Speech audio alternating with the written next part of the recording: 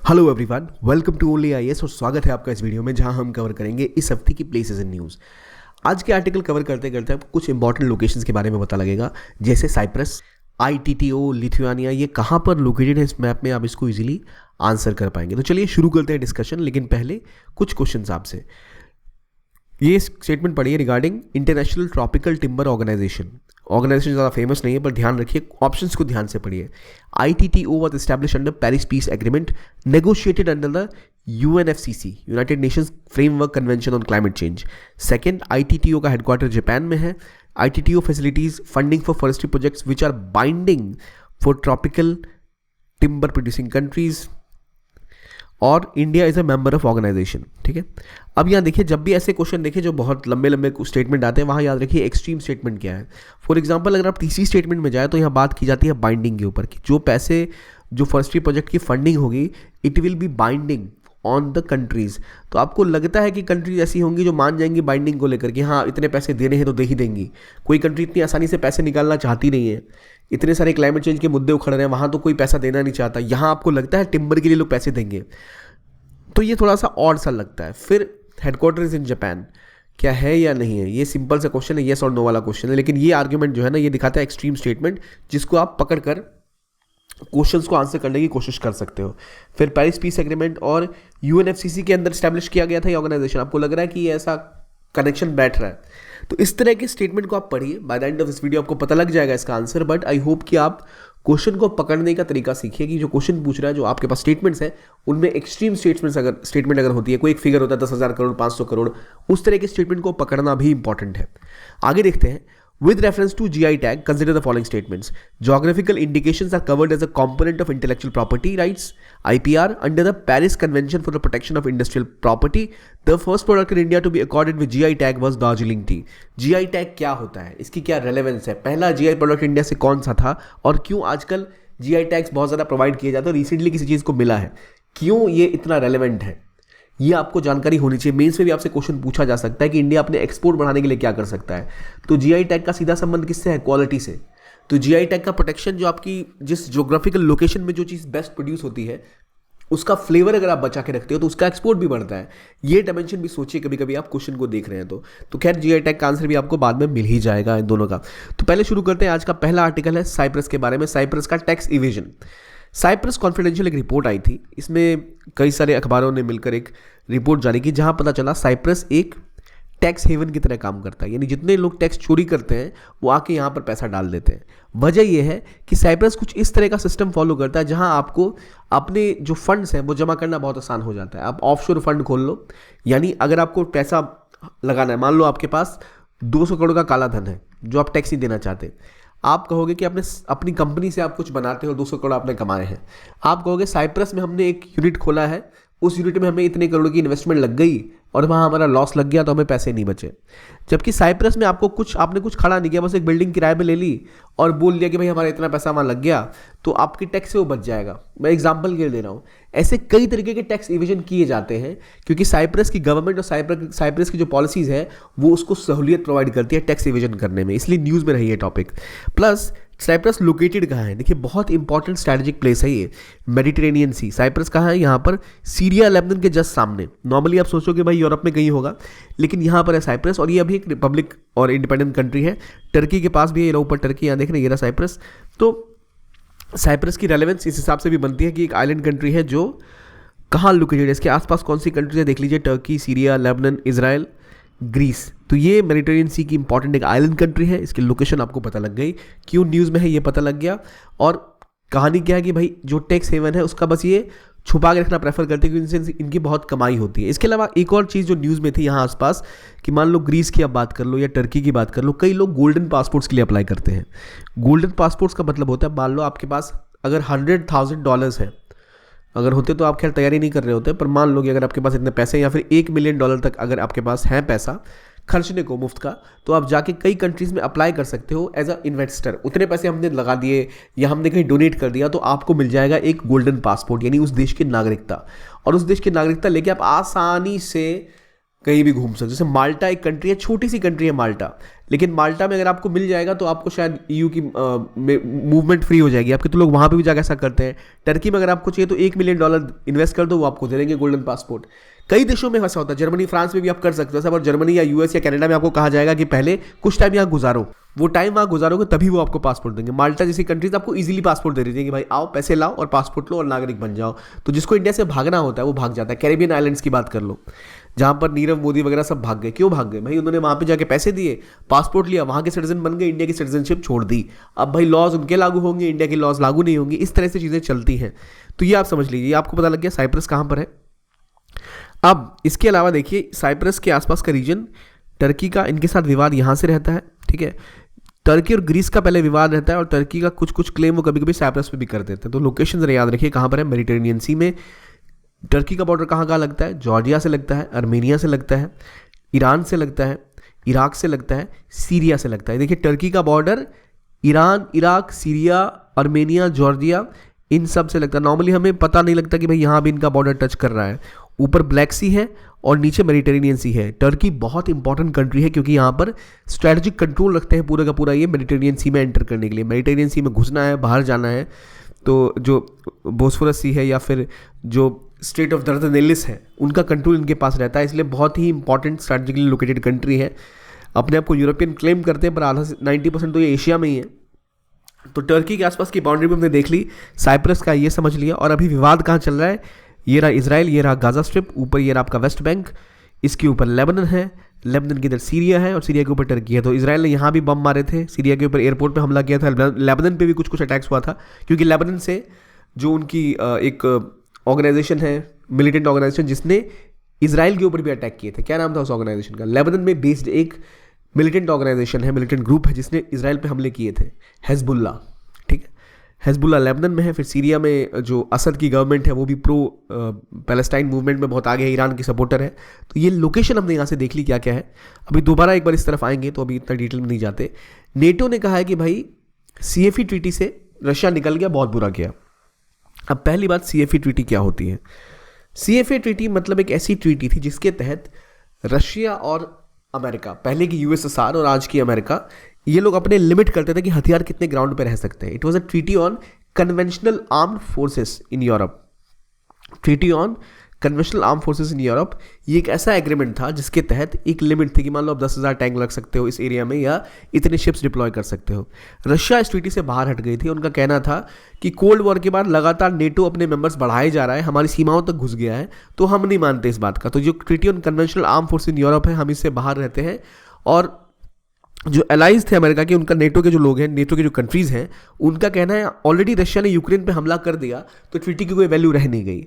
और रशिया अब रिसेंटली जो कर रहा है ये दिखा रहा है कि कंप्लीटली जो अभी तक ट्रीटीज़ या एग्रीमेंट थे शांति बनाए रखने के, रशिया उन सब से बाहर निकल गया है और अब वो खुलकर अपने अटैक और खुल के अपनी आर्मी का और प्रदर्शन कर सकता है। और रिसेंटली भी सैटर्न 2 नाम की जो उनकी न्यूक्लियर वेपन है उनको उन्होंने डेवलप किया है। सैटर्न 2 असल में दुनिया का सबसे बड़ा वो न्यूक्लियर एक तरह का मिसाइल है जो तबाही करने का कैपेसिटी रखता है, पूरे आधे यूक्रेन को एक बार उड़ा देगा। अमेरिका में 2-4 मिसाइल डाल दी, अमेरिका खत्म। तो सैटर्न 2 जैसे मिसाइल जो इंटरकॉन्टिनेंटल बैलिस्टिक मिसाइल है, ICBM, उन पे भी काम ऑलरेडी कर रखा है। दुनिया की सबसे खतरनाक मिसाइल वो भी उन्हीं के पास है। इस तरह अगर आप देखो तो रशिया अब और ज़्यादा एग्रेसिव हो रहा है। इसलिए इंडिया के लिए ज़रूरी है कि ब्लैक सी और ईस्टर्न यूरोप के आसपास अपने ट्रेड रूट को सिक्योर करे। यहाँ न्यूज़ वहाँ एक और जुड़ेगी चीज़ों से कि कैसे इंडिया को ज़रूरी है कि यहाँ इंस्टेबिलिटी बढ़ रही है और दिक्कतें बढ़ेंगी तो भारत केवल रशिया पर या केवल अमेरिका पर रिलाय नहीं कर सकता, उनको और पार्टनर्स चाहिए क्योंकि इनके झगड़े तो आपस में हो जाएंगे। इंडिया को एक्सेस कहाँ से मिलेगा? तो इस ट्रीटी में ये सारे मेंबर्स थे, नेटो और जो वॉर्सो था पैक्ट। वॉर्सो पैक्ट असल में हुआ था जो सोवियत कंट्रीज थी उनके बीच में, और नेटो हमारा नॉर्थ अटलांटिक ट्रीटी ऑर्गेनाइजेशन है जहां अमेरिकी और उनके अलाइज रहते हैं। तो उनके बीच में एग्रीमेंट हुआ था कि कैसे यूरोप में एक जो आर्म्स है उस पर कंट्रोल किया जाएगा। अब उससे रशिया बाहर हो गया है और पहले अटैक कर ही चुका था, बस नाम मात्र की बात थी। जो हमें समझने की चीज़ है कि CFA ट्रीटी क्या थी, किससे संबंधित है CFA ट्रीटी। यूरोप में शांति बनाए रखने के लिए इस ट्रीटी की गई थी, तो इसका रेलेवेंस यहाँ से समझिए। अब यहाँ विवाद बढ़ेगा तो इंडिया को एक और पार्टनर चाहिए होगा, इसकी तलाश भी इंडिया कर रहा है। We will discuss that later as well. अगला आर्टिकल केरला के कादलुद्दी के बारे में। अब कादलुद्दी कहाँ पर लोकेटेड है, क्या इससे कादलुद्दी नाम की कोई रिवर भी है, कहाँ बहती है, ये एरिया आपको पता होना चाहिए। तो देखिए हुआ ये है कि वहाँ पर जो मड फ्लैट्स होते हैं, यानी जो उसका किनारा होता है रिवर का, वो कम होता जा रहा है। नॉर्मली यहाँ पर एक फेमस बर्ड सेंचुरी भी हुआ करती थी, लेकिन नेचुरल और इंसानी हरकतों की वजह से वहाँ पर उनका अब लोप हो रहा है, वो सारे बेचारे तबाह हो रहे हैं। तो पहले देखिए कहाँ लोकेटेड है ये। तो ये देखिए रहा कादलुंदी बर्ड सेंचुरी। तो ये एक इंपॉर्टेंट बर्ड सेंचुरी है, ये रीजन है कादलुंदी का, और यहाँ एक रिवर भी बहती है। तो नॉर्मली क्या है ना कि अगर आपसे पूछा जाए कादलुंदी कहाँ लोकेटेड है, तो आपको पता होना चाहिए कादलुंदी इज इन केरला। नाम से भी थोड़ा लग रहा है, केरला टाइप साउंड कर रहा है ये। और प्लस इसके आसपास एक इंपॉर्टेंट रिवर भी है। मुझे पता है वो रिवर कौन सी है, क्या आपको कोई रिवर दिख रही है आसपास? तो उस रिवर का नाम क्या है? तो नॉर्मली एक इंपॉर्टेंट यहाँ पर जो इलाके हैं जहाँ पर मड फ्लैट बनते थे वो धीरे धीरे खत्म हो रहे हैं, जहाँ पर बहुत सी चिड़ियाँ आके रहा करती थी इस रीजन में। तो ये बर्ड यहाँ देख रहे हैं, यहाँ भी जो नदी के आसपास जो भी छोटे छोटे आपको मड के आइलैंड्स बनते दिख रहे थे वो तबाह हो रहे हैं, और इसकी वजह से बहुत दिक्कतें यहाँ पे हो रही हैं। जो बर्ड्स हैं उनको नुकसान भी हो रहा है। तो ये एक रिवर भी यहाँ से बहती है, it is called as Kadalundi river. Kadalundi river और कादलुंदी बर्ड सेंचुरी ये रहा, ठीक है। तो आपसे अगर पूछा जाए कहाँ लोकेटेड है ये, तो ये केरला में लोकेटेड है। एक छोटी सी रिवर है, अराउंड 130-140 किलोमीटर्स की रिवर है, बहुत छोटी सी रिवर है कादलुंदी। इसका एक तो नाम इसके और है, एक जो इसका और नाम है वो आई थिंक कादलुंदी पूजा रिवर है, कादलुंदी पूजा, ये भी इसी रिवर का नाम है। तो कादलुंदी पूजा रिवर, कादलुंदी रिवर कहाँ बहती है? केरला में बहती है। इसी के पास ये बर्ड सेंचुरी है, जहाँ पर लगातार रिवर थोड़ी है और पोल्यूटेड हो रही है, रिवर और श्रिंक कर रही है, जिसकी वजह से यहाँ पे बर्ड सेंचुरी में और दिक्कतें आ रही हैं। तो लोकेशन आप याद रखिए कहाँ पर है, तो केरला में। अगला आर्टिकल है सी बकथॉर्न के बारे में। सी बकथॉर्न एक तरह का एनिमल है, इस तरह का, देख रहे हैं, समुद्र में रहता है, उसको जीआई टैग मिला है। मैं सही हूँ? मैं बिल्कुल गलत हूँ। इस नाम से कंफ्यूज मत होना। सी बकथॉर्न ऐसा कोई समुद्र में रहने वाला जीव नहीं है। असल में लद्दाख में क्रॉप बोई जाती है, उसका नाम है सी बकथॉर्न। सी बकथॉर्न कुछ इस तरह के दिखते हैं, ये आई थिंक बैर की तरह दिख रहे हैं, बेर की तरह दिख रहे हैं, या फिर खजूर की तरह दिख रहे हैं, इन्हें कहते हैं सी बकथॉर्न। तो याद रखिए, इस तरह से आपको याद रहेगा सी बकथॉर्न कहाँ है। तो समुद्र में नहीं है, किसी ऐसी जगह नहीं है जहाँ समुद्र बहता है, कोई कोस्टल इलाका है, नाम से आप वहाँ गेस करोगे, वो जगह नहीं है ये असल में लोकेटेड है लद्दाख में। लद्दाख में ये है, और यहाँ सबसे प्रॉफिटेबल कोई क्रॉप है तो सी बकथॉर्न है, क्योंकि यहाँ देख लो कांटे से इसके आसपास लगे पड़े, जिसे बकथॉर्न भी कहते हैं। ये कहाँ है? लद्दाख में। उसको जीआई टैग मिला है। तो जीआई टैग का मिलना क्यों इंपॉर्टेंट है? क्योंकि जीआई टैग आपको आपकी जो भी क्रॉप है या जो भी आप प्रोड्यूस करते हो उसको उसकी लोकेशन के हिसाब से उसमें फ्लेवर आता है, जिसकी ओरिजिनलिटी होती है, उसको सेलिब्रेट करता है। और जी हाँ, इंडिया में सबसे पहले अगर किसी चीज़ को जीआई टैग दिया गया था, वो क्या थी? वो थी दार्जिलिंग की टी, जो काफ़ी प्रचलित है। अगर आप दार्जिलिंग जाएं ज़रूर पिए, लेके मत आना भाई, वहाँ वो चाय पिलाएंगे आपको, बगान में बहुत टेस्टी लगेगी, लेके आओगे घर में तो टेस्ट का स्वाद ही नहीं आएगा। तो संभल के सही जगह खरीदना, ठीक है। तो उसी तरह से जैसे वहाँ की टी को पहला मिला था जीआई टैग, और अभी किसको मिला? लद्दाख में सी बकथॉर्न को। नाम मैंने इसलिए इसका पुश आउट किया क्योंकि नॉर्मली लोग भूल जाते हैं, सी बकथॉर्न से सोचते हैं कि कुछ और होगा। तो ये वहाँ की लोकेशन की बात है। अब लद्दाख कहाँ सिचुएटेड है, ऑब्वियसली आपको पता है। लद्दाख में लगातार प्रॉब्लम्स बढ़ती हैं, लगातार में युद्ध हुए पड़े हैं ढेर सारे, जो चाइना के साथ प्रॉब्लम्स है, अमेरिका के साथ प्रॉब्लम्स है। तो एक बार मैप में वो इलाका दिखा रहा हूँ मैं आपको, देख रहे हैं, ये मत कहना कि सर मैप गलत है, मैप वही है, हम सोचेंगे ये इंडिया का पार्ट है सारा का सारा। तो ये मैप थोड़ा आपको वो काटा छटा इसलिए लग रहा है क्योंकि यहाँ एक्सप्लेन किया गया अलग अलग रीजन। अब देखिए, अभी जो वैली, गलवान वैली, जहाँ युद्ध हुआ है इंडिया और चाइना के बीच में, जब रिसेंट स्कर्मिशेस हुए थे, वो है यहाँ गलवान वैली, ठीक है। गलवान वैली के ऊपर देखो, यहाँ पर है दौलत बेग ओल्डी। यहाँ पर इंडिया एक एयर स्ट्रिप बना रहा था, जिससे कि इस रीजन के ऊपर और पकड़ इंडिया की मजबूत रही। देखिए, इंडिया ने 1962 से लेकर आज तक काफ़ी ज़्यादा इग्नोर किया इस रीजन को। यहाँ पे इंफ्रास्ट्रक्चर डेवलप नहीं किया ज़्यादा, क्योंकि आगे जाकर दिक्कतें हो सकती थी। तो रिसेंटली गवर्नमेंट को लगा अब चाइना बहुत हाथ पैर पसार रहा है, हमें भी अपने आप को स्ट्रॉन्ग करने की ज़रूरत है। तो यहाँ जो दौलत बेग गोल्डी एयर स्ट्रिप है, उसको और डेवलप किया जा रहा था। इसको देखकर चाइना को भी डर लगा था, भाई कल को प्रॉब्लम ना हो जाए, क्योंकि यहीं से आगे जाता है काराकोरम हाईवे, जिसको आगे चाइना अपने चाइना पाकिस्तान इकोनॉमिक कॉरिडोर से जोड़ रहा है। तो इसलिए यहाँ जो ऊपर हाईवे जाता है, वहाँ चाइना के लिए बहुत इंपॉर्टेंट है वो। तो अगर इस रीजन में इंडिया का प्रेजेंस बढ़ेगा, तो उन्हें ये डर है कल को कहीं इंडिया और पावरफुल होकर हमारे रीजन में तबाही ना मचा दे और आगे पीओके पे कब्जा ना कर ले। अभी पीओके है जो अभी पाकिस्तान के कब्जे में है, ठीक है, ये वाला हिस्सा। यहाँ गलवान वैली है, इसके ठीक ऊपर यहाँ दौलत बेग गोल्डी एयर स्ट्रिप बन रही है। ये तो एक बात हुई, प्लस यहाँ जो आप देख रहे हो, यहाँ है सियाचिन, ये सियाचिन है। तो चाइना को ये भी डर था कि भाई इनकी पकड़ और मजबूत हो जाएगी। इधर है अक्सय चिन। अक्सय चिन पे कब्जा किसका है? अभी तो चाइना का। इंडिया इसको क्लेम करता है, लेकिन चाइना कहता है ये उनका रीजन है, ठीक। गलवान वैली पे अगर वो कब्जा कर लेते चाइना वाले और उससे आगे बढ़ जाते, उनको क्या फ़ायदा होता है इससे? उसका फ़ायदा ये होता है, यहाँ से वो सीधा लद्दाख में एंटर कर सकते थे, और सीधा एंट्री आपको लद्दाख में मिल जाती है। वहाँ फ्लैट रोड स्टार्ट होता है कुछ दूर जाने के बाद। तो इसलिए गलवान में कॉन्फ्लिक्ट जो हुआ है, इसका कारण ये है कि चाइना भी अपना प्रभुत्व यहाँ बढ़ाना चाहता है और इंडिया उसे रोकने में अभी तक कामयाब रहा है। और ठीक इसके नीचे यहाँ आपको दिख रही होगी पैंगोंग सो लेक, जो असल में चाइना से इंडिया तक आती है। तो हम लेक मतलब छोटी सी लेक समझते हैं, ऐसा नहीं है, बहुत बड़ी लेक है ये। तो ये लोकेशन कहाँ का है थोड़ा दिमाग में सेट कर लो। गोल्डी बेग, सियाचिन, अक्सेचिन, गलवान वैली, और ये रहा डैमचौक का कॉन्फ्लिक्ट पहले यहाँ पर हुआ था, इस रीजन में है। यहाँ भी इंडिया के रीजन में भी आ रहा है ये। डैमचौक पर कॉन्फ्लिक्ट हुआ था पहले इस साल, वहाँ भी विवाद की स्थिति इंडिया चाइना में बनी हुई है। तो लद्दाख बहुत रेलेवेंट है। और लद्दाख, अक्सेचिन ऐसा इलाका है और सियाचिन ऐसा इलाका है जो बिल्कुल बर्फ से भरा रहता है। वहाँ लोग कोई वेजिटेशन नहीं है, कुछ नहीं है। यहाँ तक कि सर्दियों में तो पानी भी नहीं मिलता क्योंकि पानी सारा जम जाता है। अब क्योंकि पानी जम जाता है तो भाई खेती वेती कैसे करोगे, कभी कभी फसलों को पानी चाहिए। तो उसके लिए यहाँ के लोगों ने एक सॉल्यूशन ढूंढा है जिसे कहते हैं आइस स्तूपा। तो अगर कभी आपको बोला जाए आइस स्तूपा कहाँ पर है, तो वो लद्दाख में है। फुनसुक भांगड़ू का नाम सुना है आपने, 3 इडियट्स देखी होगी। तो असल में फुनसुक भांगड़ू जिस कैरेक्टर पर बेस्ड है, जिस व्यक्ति के ऊपर बेस्ड है, उनका नाम क्या है, सोनम वांगचू। तो उन्होंने ही बेसिकली पुश किया था कि ऐसे आइस ग्लेशियर बिल्ड किए जाए। ये एक आइस स्तूपा कहते हैं इसको, या फिर आइस टावर्स भी कहते हैं। ये लगभग 100 फीट के टावर्स बनाए जाते हैं ताकि इसका इस्तेमाल किया जा सके बाद में सिंचाई के लिए। तो कहानी है कि अभी एक 100 फीट का आइस टावर बनाने की कोशिश कर रहे हैं लोग। कहाँ पर, तो लद्दाख में, लद्दाखी लोग, क्योंकि उन्हें पता है कि भविष्य में जब जो धीरे धीरे करके ग्लेशियर्स पिघल रहे हैं तो वहाँ ज़रूरत है उनको उसको कंजर्व करने की। अब जब मैं बोलूँ ना कि फुनसुक भांगड़ू मतलब जो 3 इडियट मूवी थी, आमिर खान का रोल जिन्होंने किया था, वो कैरेक्टर बेस्ड था सोनम वांगचू के ऊपर जो लद्दाख में है। एग्जैक्टली उन्होंने ही सब कुछ नहीं किया, पर he was a prominent face behind it. तो इसमें होता क्या, आइस स्तूपा बनता कैसे जरा समझ लीजिए। नॉर्मली आर्टिफिशियल बनाए जाते हैं विंटर महीने में। जो पाइप होता है पानी, उसको हायर एल्टीट्यूड पे देखिए होता है क्या है कि वहाँ जब मौसम थोड़ा सा गर्म होता है, हल्का सा गर्म, तो वहाँ पानी की धारा बह रही होती है। उस पानी को आप पाइप के थ्रू, दूसरे तरीके के थ्रू यहाँ लेके आते हो, ठीक है। धीरे धीरे पानी को चैनल किया जाता है एक पाइप के थ्रू। यहाँ पर ये हल्की सी झील सी बन गई, इसके अंदर से पानी को पाइप के थ्रू भेजा जाता है ऊपर एक वर्टिकल पाइप के थ्रू। और जब टेम्परेचर रात को घटता है तो पानी को ऐसे स्प्रिंकल किया जाता है, क्योंकि पानी कम रहता है तो वो फ्रीज हो जाता है और इस तरह वो डोम का स्ट्रक्चर ले लेता है। जैसे जैसे पानी और फ्रीज करना स्टार्ट करता है वो धीरे धीरे और बड़ा शेप होने लगता है और फिर ये इस तरह का पाइप इसमें आप और ऐड करते जाते हो ताकि और बढ़ जाए। और जब पानी गर्म होता है, जब कम होता है, तो आइस धीरे धीरे करके मेल्ट होती है। तो उसका इस्तेमाल आप अपने खेतों में कर सकते हैं। नॉर्मल आप पानी लेके आए, पाइप के थ्रू इसको ऊपर भेजा, जब ठंड बढ़ेगी रात को तो थोड़ा ही फ्रीज कर जाएगा। फिर दोपहर में ये बह के थोड़ा नीचे आएगा, फिर ही पिघलेगा। फिर रात को आप पानी थोड़ा सा यहाँ से छोड़ोगे, फिर नीचे आएगा, फिर पिघलेगा। तो इस तरह से आपका स्तूपा बन जाएगा पूरा का पूरा, ये आइस का टावर बन जाएगा।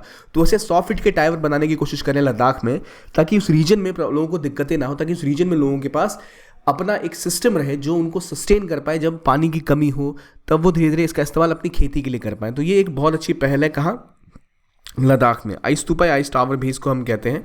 तो ये 100 फीट आइस टावर्स बनाने की कोशिश लद्दाख में की जा रही है, ताकि जो हिमालय पिघल रहा है, जो ग्लेशियर्स वहाँ पिघल रहे हैं, इससे इनकी पूरी की पूरी जीवन को खतरा है, ऑब्वियसली एग्रीकल्चर और लाइवलीहुड को खतरा है, इससे निपटने का तरीका है ये, ठीक है।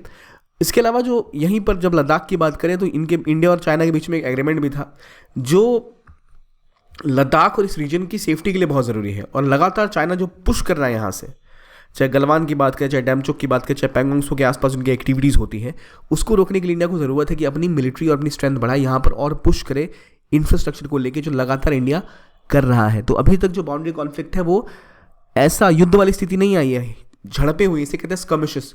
इंडिया के कई सारे जवानों की जाने गई जो काफ़ी दुखद है, लेकिन ये है सच्चाई कि अभी हम नहीं कह सकते कि बिल्कुल गोलाबारी चल रहा है। वहाँ पे पहले बुलेट्स फायर नहीं होती थी, इसलिए आपको दिख रहा होगा जब गलवान में भी हाथापाई हुई थी तो वहाँ पर लोग बुलेट्स फायर नहीं कर रहे थे आर्मी वाले, क्योंकि गन्स वहाँ पर यूज़ नहीं की जाती। तो ये लद्दाख बहुत सेंसिटिव है इंडिया की सिक्योरिटी सेफ्टी के लिए और एनवायरमेंटली बहुत इंपॉर्टेंट है, क्योंकि ये एक ऐसा इलाका है जहाँ पे आपके इंपॉर्टेंट ऑब्जर्वेटरीज, आपके सैटेलाइट तो नहीं, लैब्स भी हैं और आप टेलीस्कोप्स भी लगा रहे हो ताकि आप एनवायरनमेंट को ढंग से रीड कर पाओ। इसे हिमालय के रीजन को 3rd पोल भी कहते हैं, एक साउथ पोल, एक नॉर्थ पोल। और हिमालय एक ऐसी जगह जहाँ ऐसी ग्लेशियर्स हैं, ऐसा जीवन है जो पोल्स पर ही देखने को मिलता है, इसीलिए इस रीजन को 3rd पोल भी कहते हैं, ठीक है। अब आगे बढ़ते हैं और बात करते हैं गुजरात के बारे में। गुजरात में एक नई मछली आई है जिसको स्टेट फिश का दर्जा दिया गया है, उसका नाम है गोल। तो ये जो मछली है गोल, अगर आप गोल मछली लेके आओगे तो भाई आपकी बड़ी चांदी है क्योंकि इसकी बहुत डिमांड है चाइना में, वहाँ की स्टेट फिश बन गई है। तो ये गोल्ड फिश, इसे कहते हैं गोल्ड फिश, और ये इसकी स्टेट फिश है क्योंकि ये बहुत ज़्यादा इकोनॉमिक वैल्यू रखती है, यूनिक है काफ़ी ये। और कहा यह जा रहा है कि इसका कंजर्वेशन बहुत ज़रूरी है क्योंकि हाई डिमांड की वजह से बहुत महंगी बिकती है मछली, लाखों में बिकती है। तो अब गवर्नमेंट चाहती है कि हम इस मछली का उत्पादन बढ़ाएं और इसकी इकोनॉमिक वैल्यू होते हुए हम चाहते हैं कि इसका ओवर एक्सप्लॉयटेशन ना हो, इसका कंजर्वेशन हो। नॉर्मली क्या होता है ना, जैसे ही पता लगा मछली बहुत ज़्यादा वैल्यू देती है, लोग अंधाधुंध मछली को मारते हैं, पकड़ते हैं और इतना करते हैं शिकार मछली का कि मछलियाँ खत्म हो जाती हैं, इतनी फिशिंग करते हैं। तो कंजर्व करने के लिए भी इंपॉर्टेंट है और यही गवर्नमेंट अब कोशिश कर रही है इसे कंट्रोल करने के लिए। ठीक है, तो क्या है goal is a state fish of Gujarat. इसे फिशरमैन की लॉटरी भी कहते हैं क्योंकि ये आ गया तो भाई बहुत पैसे कमा लोगे आप। तो अगर कभी मछली मारनी पड़े तो किसे मारना है, गोल को। लेकिन वहाँ पर अभी कंजर्वेशन का स्टेप शुरू हो चुका है। आगे बढ़ते हैं, अगली बात आती है इंटरनेशनल ट्रॉपिकल टिम्बर काउंसिल की, जिन्होंने कई मेजर डिसीजन लिए और कहा हम इसको एक्सटेंड करेंगे। ईयू ने कहा है कि वो उसको ज्वाइन करना चाहता है। अब सवाल ये है कि इंटरनेशनल ट्रॉपिकल टिम्बर काउंसिल है क्या। तो असल में इंटरनेशनल ट्रॉपिकल टिम्बर काउंसिल बनता है ITTO से, यानी इंटरनेशनल ट्रॉपिकल टिम्बर ऑर्गेनाइजेशन से। ITTO असल में एक इंटर गवर्नमेंटल पैनल है जिसके हेडक्वार्टर्स है योकोहामा, हाँ, जापान में। तो याद है वो क्वेश्चन, उसका टिक सही था। ठीक है, ये बना था, इंटरनेशनल ट्रॉपिकल टिम्बर एग्रीमेंट हुआ था 1983 में, जिससे कि दुनिया भर की कंट्रीज को हम साथ लाने की कोशिश कर रहे थे कि ट्रॉपिकल रीजन में जो फॉरेस्ट कवर है उसको कैसे बचाया जाए। ट्रॉपिक्स में जो कंट्री है उनको जो उनका फॉरेस्ट रिसोर्स है उसको कैसे डेवलप किया जाए, जो दिक्कतें वो फेस करते हैं उनका सोल्यूशन कैसे निकाला जाए। तो ये अभी तक ऑपरेशन में है और रिसेंटली इनकी जो काउंसिल की मीटिंग हुई थी, बात की गई कैसे सस्टेनेबल डेवलपमेंट बढ़ाया जाए, कैसे मैनेजमेंट को पुश किया जाए। और ये उनकी 59th काउंसिल की मीटिंग थी जिसमें ट्रॉपिकल टिम्बर के ट्रेड को लेकर कैसे सस्टेनेबली इसको ट्रेड किया जाए और कैसे इसको आगे लेके जाया जाए, इसके ऊपर में बात की गई। तो ITTC जो है ये इसकी गवर्निंग बॉडी है ITTO की। ठीक है, ये इस बार कहाँ पर हुआ सेशन इसका, तो थाईलैंड में हुआ था। और कैसे आगे बढ़ाएंगे इसकी बात कर रही है। कंट्रीज एग्री हुई कि 8 ऐसे प्रोजेक्ट होगी जो सस्टेनेबल फॉरेस्ट मैनेजमेंट को आगे लेके जाएंगे और एक बजट दिया है 7.1 मिलियन का आने वाले साल के लिए। तो देखिए $7.1 मिलियन बहुत कम अमाउंट होता है, इतने बड़े बड़े देश साथ में है तो। और ऑब्वियसली इनमें कोई बाइंडिंग चीज़ें नहीं है, कोई भी ऐसा नहीं कि भाई इतना बता रही हो तो आपको करना ही पड़ेगा। काउंसिल ने बोला है कि वो कोशिश करेंगे कि प्रोजेक्ट प्रपोजल और आए और चीज़ों को लेकर आगे बढ़े और कैसे फॉरेस्ट और ट्रॉपिकल एरियाज़ में अपनी टिम्बर के प्रोडक्शन को और सस्टेनेबल यूजेज को बढ़ावा दें। इसमें ईयू भी अब इसको ज्वाइन करने की बात कर रहा है, इस बार तो नहीं, अगले बार शायद वो ज्वाइन कर जाए। तो international tropical timber organization, international tropical timber council, ये आपको पता लग गया क्या है, हेडक्वार्टर्ड कहाँ है। और ट्रॉपिक के रीजन में जो वन है, जो जंगल है, उनको बचाना, उनको संरक्षण करना, यही इसका जिम्मा है। राइट, आगे बढ़ते हैं। Study confirms the presence of Kyasanur forest disease in 2 more Karnataka district.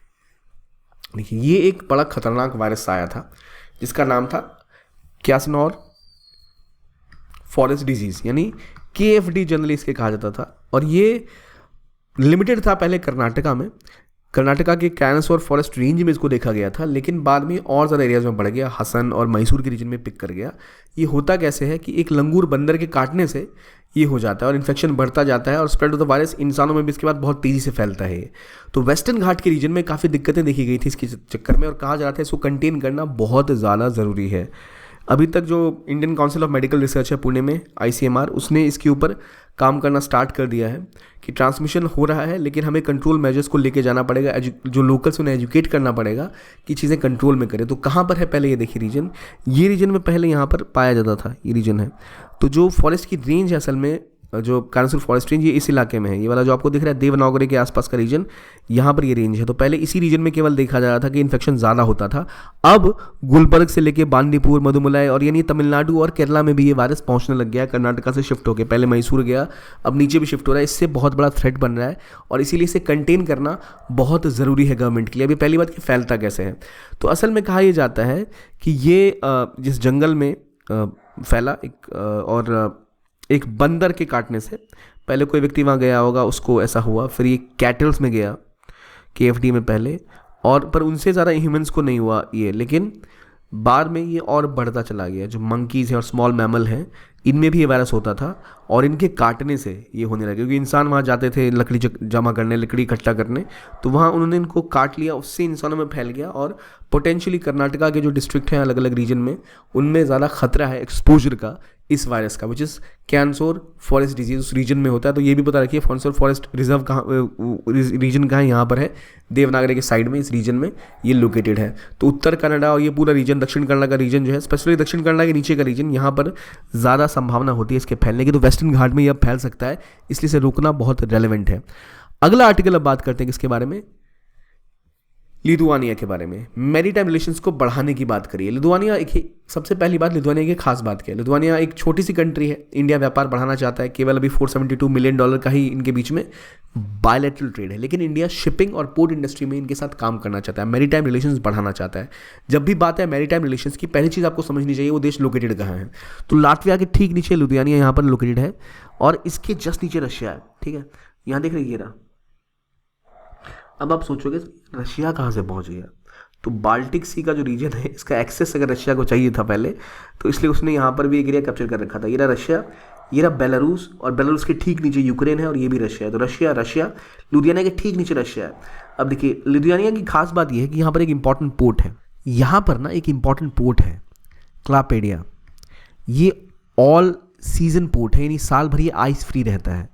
तो आइस फ्री रहने की वजह से इस पोर्ट की बहुत डिमांड है। तो इंडिया अगर इस रीजन में ट्रेड बढ़ाना चाहता है, मान लो रशिया के साथ दिक्कतें हो गई, तो बाल्टिक सी के आसपास के रीजन में अगर यहाँ भारत ट्रेड करना चाहे तो लिथुआनिया के साथ इंडिया ये संबंध और डेवलप करना चाहता है। क्लेपेडिया जो पोर्ट है वो साल भर आइस फ्री रहता है, प्लस इंडिया के ग्रुप्स ने यहाँ इन्वेस्ट भी किया हुआ है और लिथुआनिया इंडिया की जो पोजीशन है कश्मीर में उसको सपोर्ट करता है। और प्लस सबसे बड़ी बात, लिथुआनिया के साथ इंडिया के कल्चरल रिलेशन भी है। संस्कृत लैंग्वेज और लिथुआनियन लैंग्वेज जो है इनके बीच में कई सारे वर्ड्स सिमिलर होते हैं। ट्रेड, कल्चर और योगा यहाँ पर काफ़ी पॉपुलर है, तो इसलिए कल्चरल रिलेशंस भी हैं। और इम्पॉर्टेंटली लिथुआनिया EU की भी मेंबर कंट्री है, नेटो की भी मेंबर कंट्री है, और इसलिए बहुत इंपॉर्टेंट पार्टनर इंडिया की बन सकती है। EU से याद आया, यहाँ पर हमने बात की साइप्रस की। मेरा सवाल है क्या साइप्रस EU के मेंबर कंट्री है या नहीं है? आपको पता है साइप्रस EU के मेंबर है या नहीं है? तो साइप्रस असल में EU की मेंबर कंट्री है, ठीक है। और साइप्रस, ये रहा साइप्रस, और ये बिल्कुल EU की मेंबर कंट्री है। लिथुआनिया भी EU की मेंबर कंट्री है। लिथुआनिया नेटो का भी पार्ट है, और इसलिए रशिया को डर भी लगता है इस रीजन में कि अमेरिका बढ़ता जा रहा है। तो यहाँ लिथुआनिया के साथ इंडिया ट्रेड बढ़ा सकता है। किन किन एस्पेक्ट में? हमें बाल्टिक सी का ऑप्शन मिलेगा। इनका जो क्लापेडिया पोर्ट है वो पूरा का पूरा आइस फ्री रहता है साल भर। बाल्टिक और ईस्टर्न यूरोप में हम अपना ट्रेड बढ़ा सकते हैं इस रीजन के साथ, और प्लस इंडिया फ्रेंडली इनके साथ कल्चरल रिलेशन हमारे रहे हिस्टोरिकली भी, तो एक बहुत रेलेवेंट रोल प्ले कर सकते हैं। अभी कौन सा रीजन है देखिए, यहाँ पर ऊपर है नॉर्वेजियन सी, नॉर्वेजियन सी के साथ नीचे है नॉर्थ सी। नॉर्थ सी में आपको यूके दिख रहा है, यहाँ पर है इंग्लिश चैनल, ये रीजन जो है, ठीक है, इंग्लिश चैनल, ये रहा यहाँ, ये रहा जर्मनी, ये रहा पोलैंड, ये है आपका ब्रिटेन या यूके। अब देखिए खास बात ये क्योंकि यहाँ पर इंग्लिश चैनल था, ये अपने एक अलग से आइलैंड बना के रहते हैं, तो इनको हमेशा टाइम मिला इंडस्ट्रियल रेवोल्यूशन, इसलिए वहाँ पहले हो पाया, यूरोप से अलग थे। ये रहा जर्मनी, जर्मनी के नीचे फ्रांस, स्विट्जरलैंड, न्यूट्रल कंट्री हमेशा हमेशा के लिए, ठीक है। ऊपर पोलैंड है, ये रहा जर्मनी, बेलारूस, लिथुआनिया, रशिया, ऊपर इसके लाटविया है, फिर एस्टोनिया है, और ये रहे 3 आपके Scandinavian country, Norway, Sweden, Finland, ठीक है, और ये आपका डेनमार्क।